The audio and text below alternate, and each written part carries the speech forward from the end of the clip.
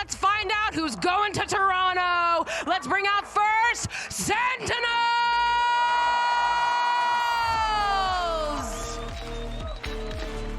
Now it's the Sentinels, and you heard Elizabeth before she gathered all the fans, asked some questions who you think's going to win, and oh man, it's a partisan crowd here, Ender, for Sentinels, and it feels like G2 might be walking into some hostile territory. Oh, absolutely. I mean, you heard the interviews before with Liz. There was one fan she found that thought G2 was going to win. This is going to be a high-energy arena. You know the Sen fans are going to be out in force, and that's exactly what you want for a global qualifier match. Yeah, absolutely. I think the Sentinels team, again, I just keep iterating that they are the ones iterating. Every single time they play, they're looking that much better as well. And all it's going to take is one more little incremental improvement, I think, to just tip them over the scales to potentially take down G2.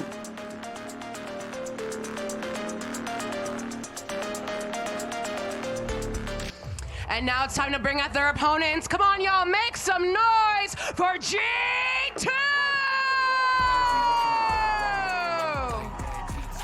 And even though you got a lot of fan support for Sentinels here in the arena, let's not forget that this G2 team, you've heard them multiple times in a couple interviews mention, hey, we want to be the team that everyone wants to cheer for, that everyone wants to believe in. Hey, what better way to do it now than to take out Sentinels? I was also going to say, you don't need to have the fans on your side if you're out here smoking everyone. Every match in America. Real talk, man. Real Yeah, talk. no worries for them.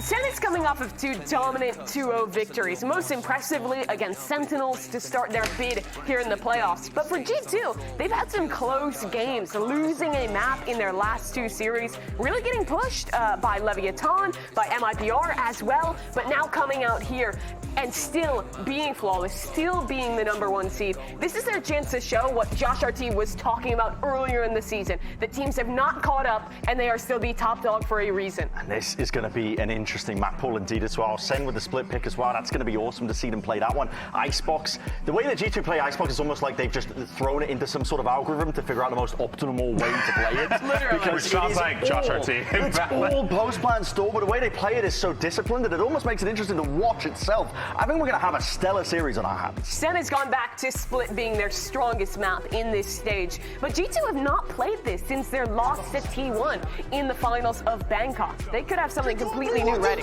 Yeah, I'm expecting to see G2 come in with a very strong game plan up against Sen. Sen have a lot of footage on that map for them to go ahead and study. And when it comes down to like how G2 play maps, I kind of feel like what you were saying, Brent, about them playing like plugging in the algorithm to generate most optimal comps, most optimal playstyle. That kind of feels like their approach on every I just map. haven't heard Bren talk good about Icebox so much in one day today. So crazy, you know? It is crazy. But a crucial note here, I think, with this map veto, at least in my mind, I think, is that the longer it goes, the less likely it looks for Sen to try and take it, I think. For that Ascent final map that we're going to be seeing played as well, the way that Sen took it against Cloud9 was off the back of a lot of clutches and some hard anteing as well, and also from Cloud9 kind of really being uncomfortable, I think, as well, when the sides were swapped around for them. So Ascent for G2, on the other hand, they've been innovating. They played a Waylay comp, they set up Jorg really well. I think it's critical for Sentinels to try and take this one in a 2-0 if they're going to win it. Same comp for Sen that has been amazing for them all season with this double initiator Yoru comp for Zekken. I think they have great ideas on their attack side of how to take early space, reset this round, and let players like Zelsis get big value on the lurks. And G2, this is the comp they played in that last game against T1. It's going to be a mirror match. Yeah, again, for G2, they love the Yoru pick. They love sort of setting up fights off of the contact plays from him, the quick rotates, all these ideas. And when you think about it, the ultimates, when they come online, you've got 3 monsters for taking sites. A sick head-to-head to start. Jojimo against Zekken, both playing on this Yoru that they have been picking up a ton thus far this stage. I was thinking that maybe there would have been a little bit of a change up on G2, given that we haven't seen it for so long, but it's clear that this composition works, right? It doesn't have to be a comp change, just an approach change. There's a big gap in terms of footage. G2 have not showed this map in a while, and Sen, this is their most played. Well, folks, 2 titans of Americas are ready to collide. So let's go ahead and send it over to your casters for this epic brawl. It's going to be Rivington and Van Silly on the mic. And it is time to get into what is this Kickoff Grand Finals revenge match in best-of-3 form, and I'm sure Sentinels want to come out firing. Yeah, for sure. From an Orcs perspective in his rivalry, you would want Sentinels to come out on top. In the VCT so far, it's always been G2 throughout the last year, but they have a chance to kick things off on the right foot because we are starting off on split.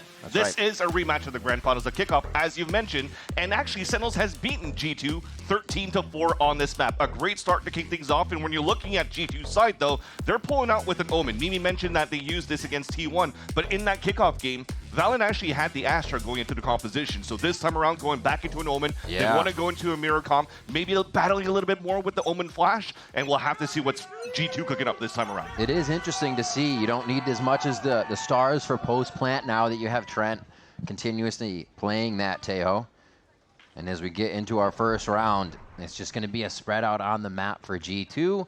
And Sentinels, it's kind of heavy stacking towards B to start. Yeah, and G2 is always going to be like this very slow start, just trying to figure out here what Sentinels would try to do at the beginning of these rounds. All of them focused into the extremities at first, playing very passively. Will there be any trap plays with the tail salvos coming out from Sentinels? And as it quiets down a little bit, they wanted to add a little bit of pressure towards this middle, see what type of rotate they could follow it. But you could definitely see here, they're trying to finish for a split towards this A site. Interesting to see they're back to this Zelsis alone in mid. We heard Kaplan talking about how that was sometimes an avenue teams would take to beat mid and take the map away. So they started giving him help from John Cutie and others from a distance. Here they go back to it, and it seems like G2 will take that mid space, will take Heaven, but Zekin, ever so quiet, could be the one to start the round, and he does pop off with 2 fast ghost shots. Now they're trying to sort out where the rest of the members of G2 could be. They've creeped in so quietly, and now they have the sight to themselves. Tried to fake plan at the beginning to see if a swing from Sentinel is going to come out. Oh, Zelsis. Oh, he gets him. Util out. The timing is there. Narrate through the paranoia. Gets the right click that counts, and now it's up to Trent. The post plant, the reason they have the Tejo. Now trying to go on to this tap. Trent trying to move forward. Bang onto that tap. The swing for the first tap. And now the swing. He's sticking it out so far into the spike and gets the full diffuse. Jeez. Consolation prize for that kill from Trent, but unfortunately here for Sentinels, that smoke was a nuisance. But we talk about nuisance here, Riv, on the first pistol round. Zekin in that position just behind the Viper screen, right over here. Yeah. There's so many times going into the VCTs when this is not being checked, and it's a deadly spot. And Zekin, who's been amazing throughout the playoffs to kick things off against Cloud9, opens up with a nice little 2K against G2. And it's not the aggressive Yoru there. The round had kind of played out a little bit. They wait, they pull back, and he's not trying to play off a gate crash. They're playing safe, and they're playing behind the walls. Very nicely done. Again, we see that opening mid up didn't really hurt Sentinels too much, and it's exactly, they almost were able to walk G2 the way they wanted through that vent and into a site before they attacked again. We do have a quick tech pause to start out here for a second match, and we'll get that sorted as soon as possible. Yeah. So far, again, G2 has had great opportunities here to work towards the A side. Remember that smoke and the flash that we talked about from VALORANT switching over to this Omen. They actually use that to actually get a lot of space towards the A heaven when they were pitching across.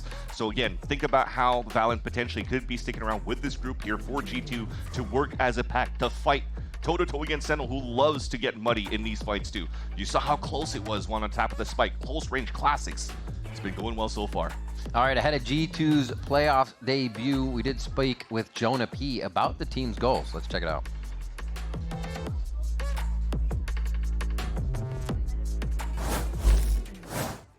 Goals moving forward is obviously to qualify for Toronto. That's the first step. And then, you know, closing out the stage.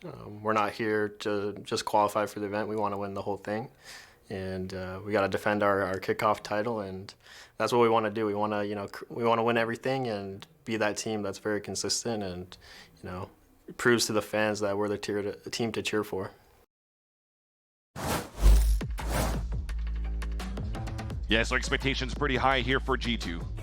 But going into this game again, just to think about here, what's at stake? Sentinels has a great start with this pistol on the Icebox. That second map has only been tested once by G2, coming out with this non-duelist comp. But Split in itself for G2, they've never played it in Split 1 in 2025. They played it once only during the kickoff, but it wasn't because G2's trying to avoid playing this map. They actually float it a lot throughout the season, and it's just other teams that's banning it against them. So going into this matchup now, it's been a while since Kickoff that these two teams played against each other on this map. Now it's G2 that has the upper hand, at least in terms of what's new. What can we bring out here against Sentinel, who loves to play this map on split?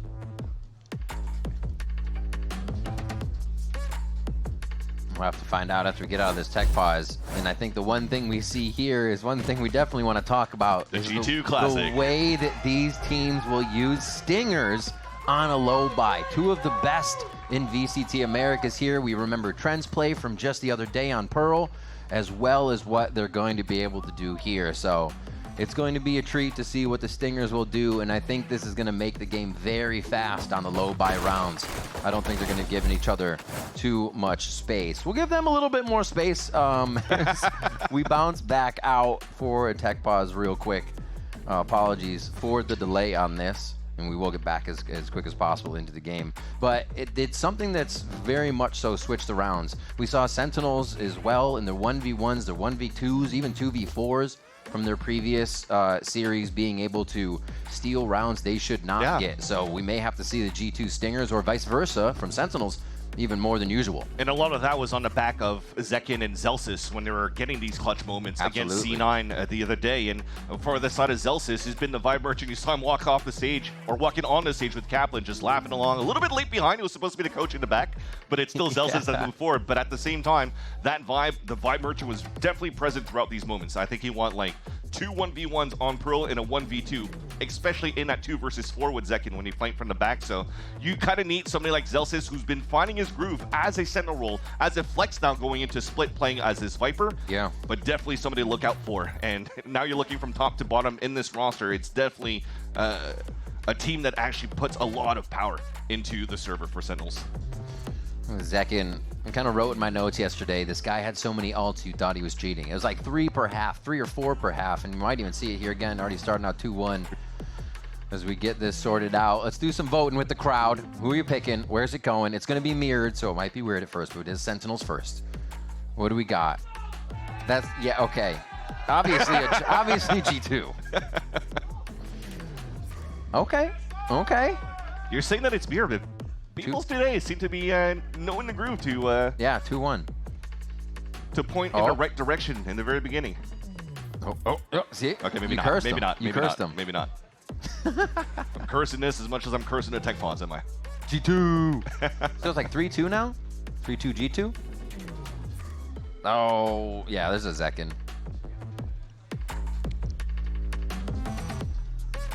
Look at that. And Zekin's getting the votes here with the signs in hand. Also been a lot more vocal, it seems, this year. Yeah. After the rounds, getting up, not getting up, but being way more vocal, propping the team up, containing those emotions at a high level, and just keeping the vibe up with the team as much as Elsis, really.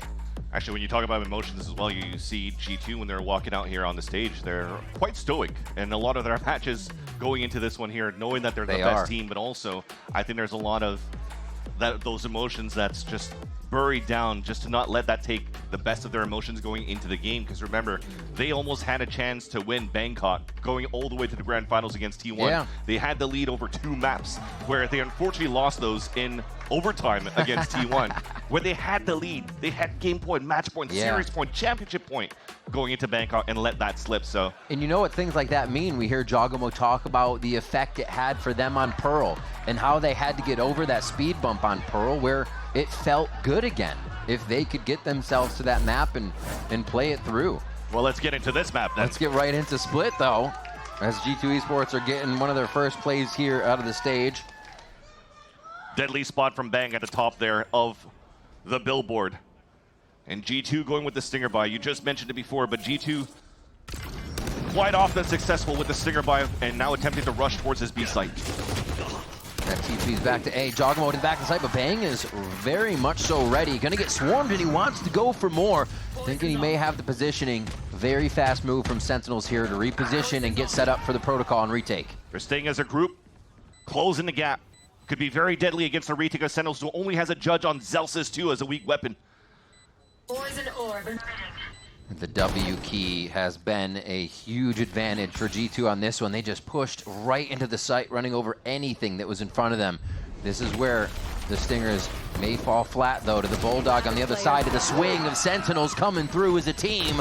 And it's going to be a find, and it's going to be a kill for Zelsis. They're able to get that one down on the default plant spot, and the defuse coming through as well. Zekin gets even more points on the board, and he is just 2 away from Dimensional Drift going into the bonus round. And as we just mentioned, Zelsis with a judge was able to pick up a Stinger here to open up the first kill on the retake from Sentinels, who flooded back. Knowing here that G2 are really good on trades in these Stinger buys, they also wanted to stay as a group. And Sentinels takes the upper hand, and you just talked about it, Zekin being 2 away from the Dimensional Drift. Remember his game against Cloud9 the other day, he was having almost like 4 or 5 blade storms within the half. Yeah. He's been on fire so far. Doesn't have to be as prolific as he was in the game versus Cloud9, because again, the whole team's looking pretty good here for Sentinels. Yeah. Defensive round G2, we have a Stinger buy for Valen, and for the rest, finally we calm things down in terms of the economy so they can have a much healthier buy in round number 4. Gosh, that judge towards mid.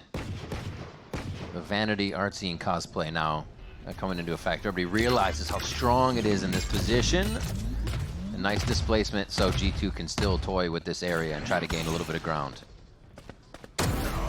Oh, you saw it coming. It was just a matter of time there for Zelsis to be able to get at least one. The timing's going to be good, but the distance a bit too much for the judge to follow up, and that's going to be John Cutie on the other side for the pincer move. Now 4v2. It's going to be tough for G2 to even get into the site. Not going to happen. They rack up a bonus round there, and Sentinels continue. The small scales from G2 trying to take control of the top middle. I think due to that type of buy that they had on the Stinger, they didn't have too much utility to allow the Flash to move up here towards Mail.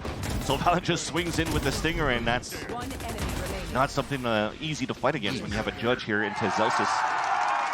And 3 unanswered rounds, but finally things calm down. G2's back into the advantage in terms of weapons in this round. Playing it very slow still.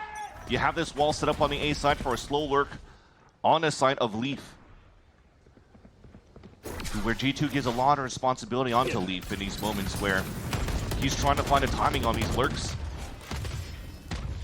As we kick things off with early util to set presence of towards middle here for G2. Everybody's grouping up once again just to pile drive towards this A site. But Sentinels, they're ready for it. They got 3 players out here. So close. This is going to be tough. I don't know if they can both get out of this. No, they cannot.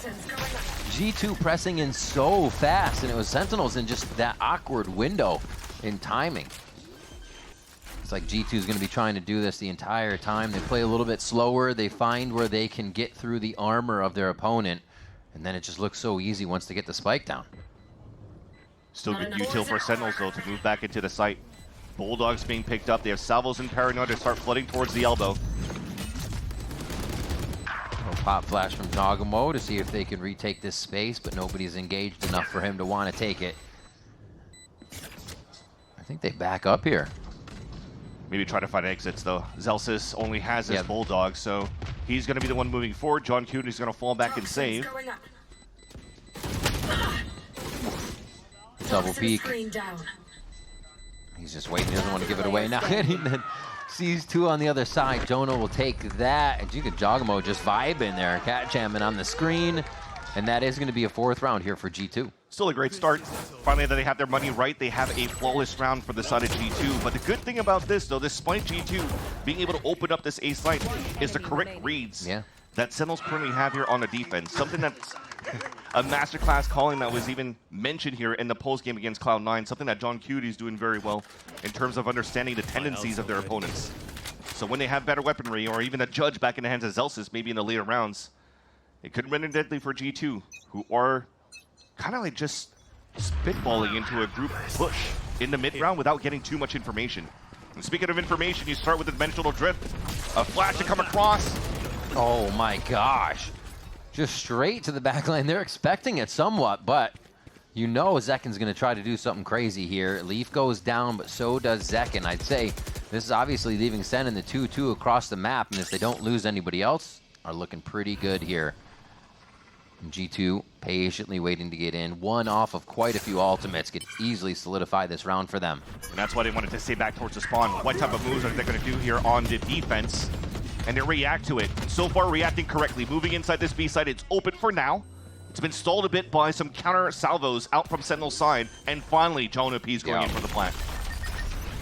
Spike planted. They get that down. G2 becomes so much stronger in this position. You already see Trent starting to back up. Armageddon could come in just a few of these kills, but he's got the salvos first. The retaliation now. They try to stop the entry back into the site. Sentinel's still thinking of which way to get in, and they cannot cover each other on these shots. The spams come through. And again, G2 get that post plant locked down. That's always been the game plan for G2, knowing that, you know, we mentioned Trent just playing tail every single map. He knows that role. Never plays a Sova, never plays a Fade, just keeps on to this tail because it's so good in terms of what G2, how they want to approach in these maps. It creates so much space for them to allow Joggermoon to move in, and he doesn't need to move in with the rest of the team. From time to time, he'll come in with the special delivery for the assist, but if not, they need him to stay alive for the salvos on the pulse plan, and it's been working out so far. Not too many teams have found good answers into stopping the pulse plant for G2 so far. All right. Now we get Jogmo. Oh my gosh, Zekin with the Guardian. We saw him doing the same thing just yesterday.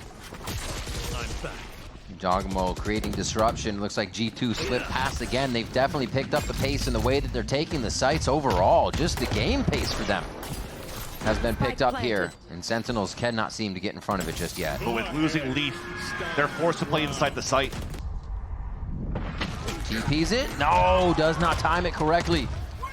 That's 2 for Trent on the Armageddon, and he is just racking up the points right now.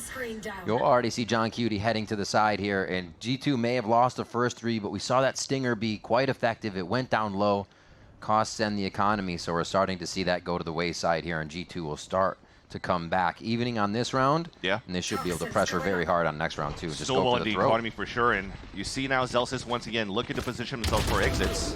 Last player standing. It's only going to do a little bit of damage, but you can definitely see what's left for G2. Definitely looking good into the next buy for round number 7 over here. And it's good that Trent did get that plan here to allow the Armageddon and G2 to just pressure back into the screens. The Salvos creates the space first. They think that they're going to fake it out. The clone that was actually thrown in here by Jogimo gave the tell that you're playing so far back for Sentinels after those Salvos. And after that shot, that was the cue to pull out the Armageddon. Oh, he's able to cap 2 with Playing those. for stats, brother? I'm assuming that's a message to Zelsis. Saving a gun, playing for stats. Either way. We got a timeout coming in here from Sentinels on this, as they figure out how to kind of sort out what G2 has been doing. It's not been a consistent site. G2 have shown mid, B, and A now, and it's very explosive once they get to that point. I think, obviously, when you're facing this, a little bit of extremity control on one side, and hopefully the right one, you're not running into that death ball that's coming in, can kind of set you up with a bit more information. Yeah, I feel from outside looking in for this timeout for Kaplan is just trying to lean back on those fundamentals. Going back to what was a pain point for them in Bangkok, where they weren't really trading off each other, or even at the beginning of Kickoff. And then once we see the turnaround into Split 1, you saw that there were, 4-1 going to the group, only losing the crew. But the upwards trajectory that Mimi was talking about here at the desk was just being able to play off each other and just stay as a group. So far, and that's how G2 is going to play when they're entering these sites. So you do need that buddy system to come across, and you're definitely seeing it so far now. Because they do have a lower buy, they could maybe activate with a Rolling Thunder off reaction of what could happen here at the beginning of this round. Sentinels go back to that kind of favoring mid with a bit more pressure now. Trying to activate Zekin on this, they leave Zelsis to go into the site. And G2 are once again going to play all around the map, making sure the extremities actually don't have too much vision on them. The more you wait here, Sentinels could potentially start funneling players into those strong ults. This is why here Zelsis and Narrate also playing at different extremities. This could be a late pit to pivot players towards the middle. And then it's onto the flood here from Rolling Thunder. That could be a game plan. But now that you've already used a drone at the very beginning for Sentinels, they're not able to get too much information in the very beginning. So they have to be a little bit more reactive to G2. Seem oddly spread out here. Unless we're going to get some activation out of Leaf, some noise. It's just going to be super late for him. So they're actually going to do 4 take towards B. They feel like they've sorted out the defensive Sentinels enough by waiting down a minute and about 20 seconds here. What will they have to go for? They pressure cook the clock down to 30 now, and Jonah's going to get that plant in sight and feeling good about it here. Oh, no. The Salvos drop Zelsis, and that's the pit down. The idea was him to just stay alive so the rest could rotate over and use the Rolling Thunder, but now they're just ready. They're already reading this play. They saw it before Sentinels even wanted to do it, and Zekin got shot in the face through the wall there before going down. So he's limping around for the rest of the round here. That's too good there for G2. Just a little bit of a unluckiness there out for Zelsis, but towards the end, what happened for G2 in the post line was beautiful. Always leveraging Jonah P to able to assist Jongimo to get openings. Beautiful fault line towards the back. That doesn't allow here Sentinels to really capitalize on using that Rolling Thunder for the retake. Because that pit that was laid down by Zelsis was so nice. You saw that it covered really all of the map. Yeah. Outside of the Salvos potentially to play the post plant for G2, there's not too much that G2 has to play within the pit. Jeez.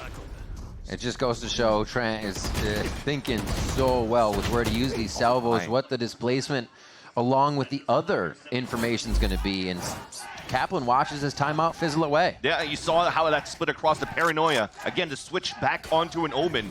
So a fault line on one side, Paranoia on the other, and you have Jogamo in between to get an opening. Such good coordination coming out from G2. And now put Sentinel, thankfully, to silver lining is that you did have a half buy on that previous round. Now you have a full rifle round, and you could still have an outcome with the Rolling Thunder available, but G2 wants to press it forward. Split into the B site. Going into the aftershock, they're just playing ahead of their own game here. I love it. Trying to catch the opponent off guard. Sentinels react really nice. They still have an anchor on the site, but do they know about Jogamo? Do they know about Jogamo? Rolling Thunder comes out, but it's already been routed on the back side of the site. This leaves John in such a tough spot now. Pincered down, and the rest of Sentinels picked, again, just deja vu. 2 outside the site. Can't do anything to get back in. It's such a big pick. Jogamo getting that one onto Narrate, and not only that, it didn't actually get the hit onto Leaf, who's playing selfless. What they're doing there for G2 is just reset those that are towards the B side that didn't get affected by the Rolling Thunder. Just waits it out. They leverage Leaf, who just drops down and plays bait so they could double swing and trade off if Leaf falls. And he didn't even need to die. G2 looking very good here in Sentinels. You just mentioned it, a timeout that came out from Kaplan. No success coming out of the double ult. No success coming out from a Rolling Thunder to stall the hit from G2, because they're still leaving gaps on the reaction here that G2 is currently instilling on their attack side, and that's a change of pace. How many times so far in this first half that it's been very slow for G2 trying to scout around the map and then move as a group, but this time around, they quickly activate on top of B-Habit, and it seems like Sentinels weren't ready for that. It's honestly not something you expect from G2. You expect to get a little bit longer of a series altogether because the rounds will go longer, the way they want to figure out their opponent, how they sort things back and forth. But you're right. The change of pace here is definitely throwing Sentinels for a loop as G2 continue to pressure these objectives instantly. Back towards A here, and it's everyone there, right? They're looking for a fault line hit if they need it, and they're looking to get right into the site if possible. There's an Armageddon at least for John Cutie. Yeah. So the amount of times that they've been buying half armor, half shields, regen shields, they want to fight this right away. Flying through. Narrate opens up big though. Quickly traded back by Valen, the smoker, the controller, the IGL. Right at the front of the line to start this one is Seconds trying to get into a spot that could win this round back. It's already being waited on by Leaf though. Almost 3 they get on different levels, and the drone also makes it indecisive for where to put the shot. And they're trying to flip, so the IGL pushes down towards the screens, and he's trying to find an opening. Beg's waiting for him. Hops right into sight. Zekin's gonna give everybody a little UAV situation. 2 from screens, they start to hop back in. Nice stun. The swings aren't happening together, though. Almost these 1v1s being created. Trent from the outside, ready to hit that aggression from screens, and it's just Sentinels falling like flies on this one. One left, bang, trying to do what he can. Too much surrounding him, though. One enemy remaining. Oh, John Cutie. Jonah P. Trent. John and Jonah. The shots come through, and Trent's going to be able to do it. Oh, my gosh. John Cutie goes down 6-2, or 6-3 rather, for G2. Util's just too good for a G2.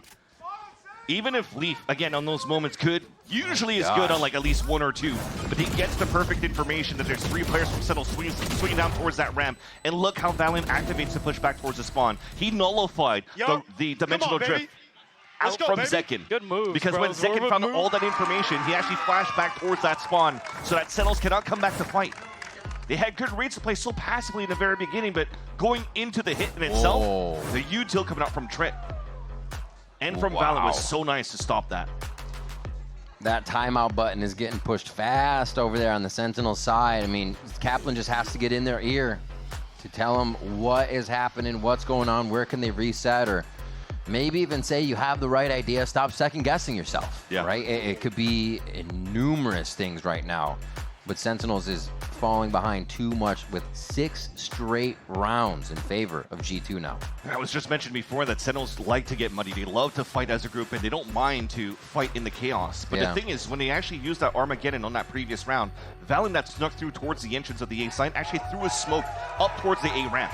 But that actually just stopped Sentinels, and they didn't want to challenge through that because they were just afraid of the unknown of what was behind the smoke. But the Armageddon was already creating that space for them. They potentially could have moved down and find some good information and continue their trade out. But that little space that was given to the G2, you just saw what happened towards the end. A 3 versus 4, 3 versus 5 that came out in their favor. And Sentinels, you mentioned that red alert now coming out from Kaplan is, let's just try to salvage these last 3 rounds if we can. But he has nothing else to work with for the map. Oh. A little bit of a learning round too here for G2 as they use Dimensional Drift. They see if Sentinels off that timeout would it retaliate on an A play like that. I like this. I like this. Sentinels, though, have their own strategy ready for it. Zelsis, oh, he is just not having fun with the salvos today. Trent has his number. Clone in, or drone in, narrate takes down Jog. That's actually a huge one to be getting right now if Sentinels can just slow this down and take a breath. But Plant now has Rolling Thunder available here for Jonah P. Oh, fault line should just go right past Valen. They could work off this together. Zekin waiting very far out. There's one last one they could hopefully get in. Oh, they smoke off actually where Zekin's going. Kind of pulling the attention of G2 away from that for a moment. The kills now towards sight, towards elbow. It's going to be John Cutie coming in for the kills. And they're not even going to need the other person on the flank there. Sentinels straighten one out, and they stop the bleeding. You saw that discipline coming out there from G2 as well. As soon as they lost Trent in the very beginning towards the A main, you saw Jonah P switch away from the Rolling Thunder back into a fault line, understanding that it's potentially a lost cause. They could try to go for a double swing. If it turns out into a victory on their side, they could use that towards the end. Boys, let's go. Let's go. Definitely see here that Sentinels are still ironed out here towards his retakes. A big timeout there for Kaplan to get into the ear of the team. Can they continue this momentum? They have a lot of economy to work through on the side of G2 Esports before they'll feel comfortable. And they only have a few more rounds, so they should just see guns here for these last 2. They got to give it everything. Back to this solo Zelsis mid for now. Rolling Thunder and Pit are huge now for G2. So Sentinel's not fully out of this yet. This B Heaven strat is so fast for G2. They teleport right in the mail room twice with Omen and Yoru. It's so hard to not get overrun by something like that. But now Heaven controls a little bit faster for Sentinel side. That's the change on this round. They didn't have this before. Oh, the timing! And it's actually going to be just low on Jogamo's shot. Zekin retaliates beautifully with that shot flicked downward as the site trades come in strong. They do find Zekin towards the top as Valen tries to reorganize where he can be and what will be the safest in this 2v2 or 2v3. Big flank from Zelsis. Just looked away. The timing's there! Chooses the wrong target, and Valen hits his. Now they can take their time, though, for G2. Valen they're from the shadows. So if it has to come down to these trades where it might not work out for them, he could always TP away with the spike on his back. 30 seconds left. They're going to have to keep Sentinels guessing and force them to peek out. This smoke is crazy. Didn't see him. Just snuck through. But with that, though, if the spike comes for a plant, John Cutie has his salvo, so they want to dodge off that first. All right, they're just faked. Yeah, double fake. Just getting everything they can out. 10 seconds left. Plant for Trent so he can get another point towards Armageddon, and they get to post-plant position here. And the TP was just to get John Cutie away, so he can't really get in range for the salvos to delay the plant on B. One shot from Trent. They saw it. They know where Bang is. Easy play here. Trent backs up as far as possible, making it almost... Yeah, Armageddon comes through. You're not even going to get a chance to get onto this spike yet. Next tick gets the salvos, and you still have Valen just around the outside playing a little game of cat and mouse here with Bang. The final shots come through from the IGL, and they pick up another round. And that's always what's so annoying when you have Trent alive with Armageddon and salvos. Remember, he had these type of clutches on Icebox on a 3 versus 1 as well. Yeah. When he's alive on these post plans, I mean, they mentioned at the desk, one of the best Teo that we have here in the Americas, maybe even the world. Just because he's so self-sufficient, knows the right timing, knows the game sense to stay alive here in these post plan scenarios when he needs to sneak back out of the outside of the site. I'm going to Tejo games in a row that he has, because it's been a lot. That's all he plays. You got to be afraid. This guy's Tejo. I mean, they even play that on Icebox too. And they have Trent for Sova. Wait, these shots coming out immediately. The speed on A again. Sentinels forego attacking this for a few rounds and then try to deliver the punch once again here up a member after the fight. But under Paul, Sentinels doesn't seem to have had the best conversions and man advantages. G2 walking in for the contact, spotted by Narrate. Smart play by Narrate, beautiful flash, beautiful teamwork. Bit of an extended high-low there, but they do lose each other as G2 figures out the play. 2v2, drone still available. That's going to spot John Cutie towards the screen, so they isolated one. Zelsis still has a window to surprise one, and now they just got both spotted. Player standing. Up to Trent. Zelsis, we talked about winning so many clutches previously before. Can Trent, however, have the firepower for 2 of these members? Oh my God! The Red Bull clutch from Trent in the 1-2. Switching sides. They have no more timeouts. You can't do that. Oh, that has to sting. Just the patience that he has. You just mentioned it. Trent, can he clutch the 1 versus 2? Didn't have util to work with and just waited to see where the footsteps were going to be. And that's a collat. Oh, it's a what? It's a boop, boop. You see that through shot too? Yeah. They'll have to call that timeout next half. Even getting the coach going, like we said before, when you're surprising your team like that, you know you're doing it right. 8-4 here. Sentinel started to punch back a bit, but is it enough? We'll find out when we come back. It's for you. Do you like it? Come on, Charlie, use your new door. Come on, let's go. I said go. Let's go. Silly dog. I'm gonna trade you for a cat. Red Bull gives you wings. The new Red Bull Zero is here. 100% wings with monk fruit extract.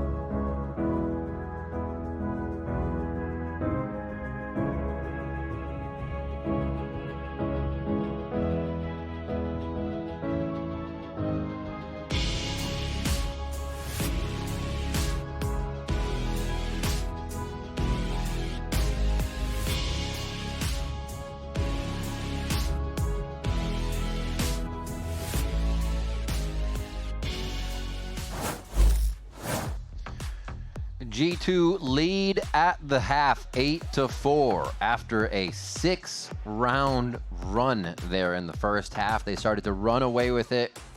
Sentinels only able to battle back a bit, but we still have a competitive scoreline going into the second half. Sen's attack could easily start to flip this map on its head. When it was very one-sided for Sentinels against G2 before, though, it was Sentinels dominating on the defensive side. Now you definitely saw that there was a little bit of struggles coming across here once G2 started to get the money right. But this time around, Sentinels has an opportunity to turn it back to their side. Four of them grouped together towards this B main. Really, the only responsibility is VALORANT trying to go for the little one-way smoke to see if he could spot some feet. Oh, he knows, but he doesn't have the aim anymore. Not just aesthetic on that one, as Zekin comes in with one of the kills. It looks like G2 is actually trying to swarm the site, get in there to help Leaf, but do they need to help Leaf that much? He gets sorted out, and they will get the rest of the members there of Sentinels. Oh my God, Leaf. How does Leaf still survive in that moment? So many players are coming across him, and he still stays alive. I think it was Narrate that was right in front of him towards that spawn and trying to get him with the classic and just couldn't. Where the opener was perfect for Zekin. They went for the TV, the flash. Yes, he was read by VALORANT, but he got hit by the fall line. He got fully blinded. A right click couldn't hit. And somehow Leaf solo inside the site delays long enough that even if he falls, the rest of G2 is already on the rotate. A great start for G2 now, winning this second pistol, and we're tying 1-1 at least in pistols.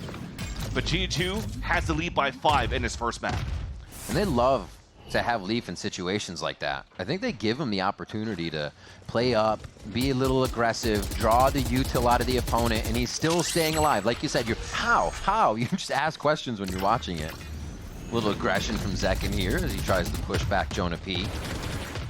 All they want is a plat now for Sentinels. All of them grouped in together, and they have a chance. Spike's been given away here for Zekin to get the plat, to get closer to the dimensional drift, and we'll put that little check mark there for a dub. A long-range 2x scope on that Jogamo. Just stinger from across a site. They look like they're trying to get in with a few more stingers. The deadly push coming through, and then Narrate's going to be able to answer with the classic, but it is not enough. G2 Swarm, G2W. They get another round for themselves here. Not too bad there coming out for Sentinels to do that damage and to be able to get that plant. Yeah. That previous round, you saw that, we just mentioned it before. They're so good at buying in second rounds with stingers, but the reason why you go for these buys are what helps you in these buys is you actually get the plant in the fifth round, which unfortunately Sentinels did not. But even if they're still trailing behind at this point, 9-4, they still went for a full classic round, so it seems that they still have faith towards what they could do here once they have their money right here on the attack.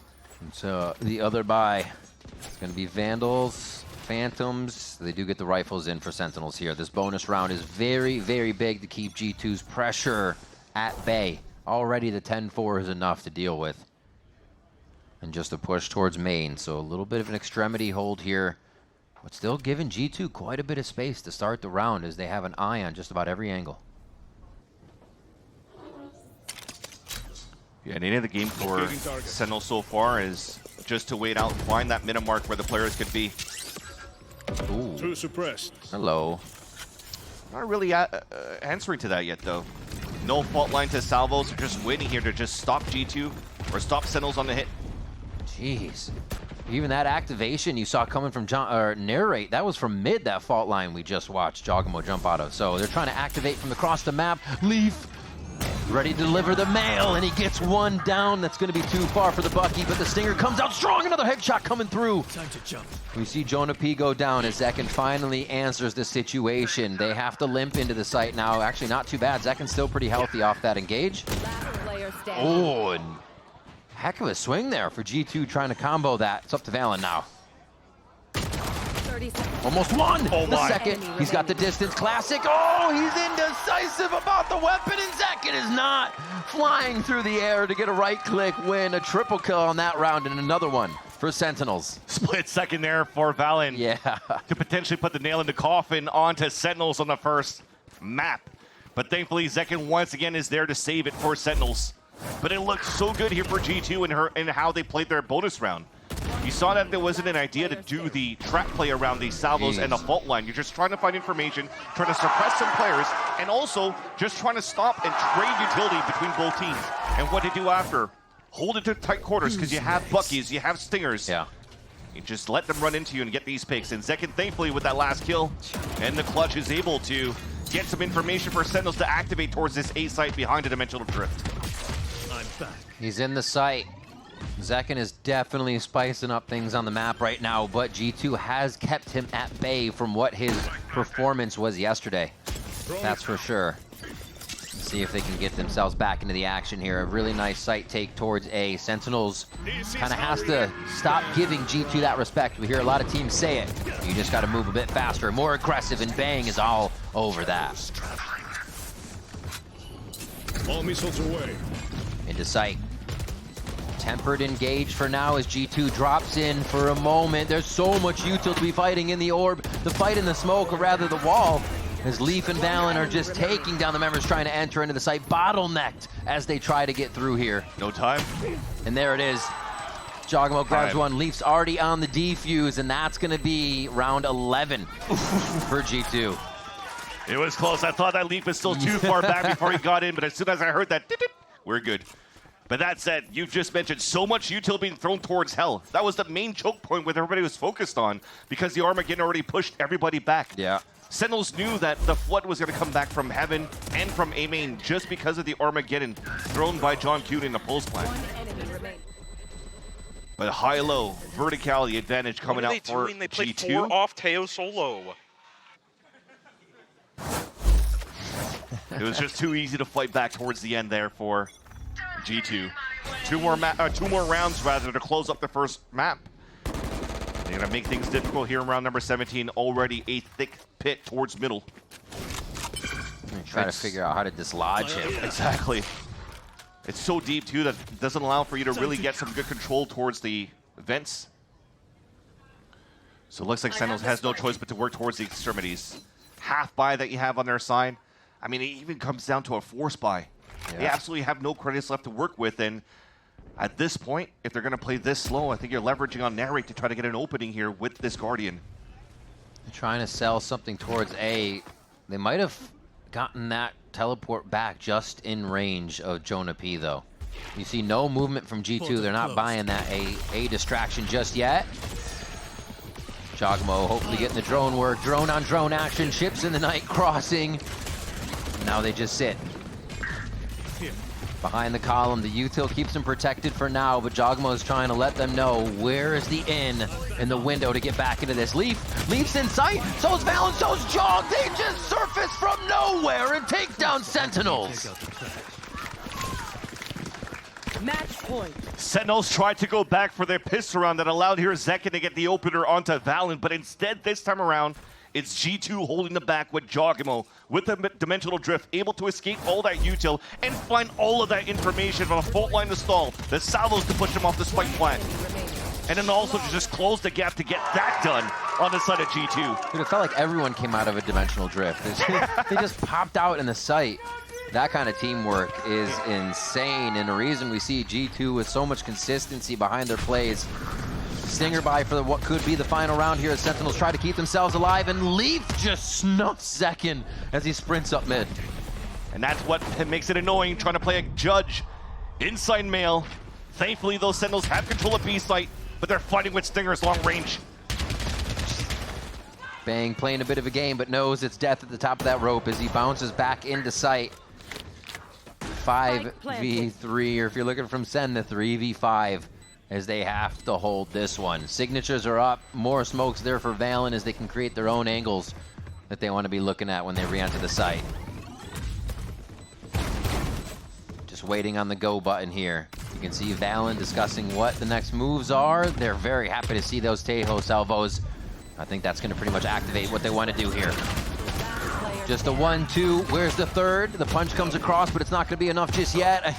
Trent gets another salvo kill here on Split as they end it out. It's going to be 13-5 in favor of G2. Full control of Split pretty much all throughout, and it's going to be a tough series. Masterclass coming out for G2 for sure. Loud and proud, the IGL Valen standing up here, confident on the run that G2 could bring. And only need one more map to move into qualification to make it into Toronto. Yeah. But in the map itself, you're on Split.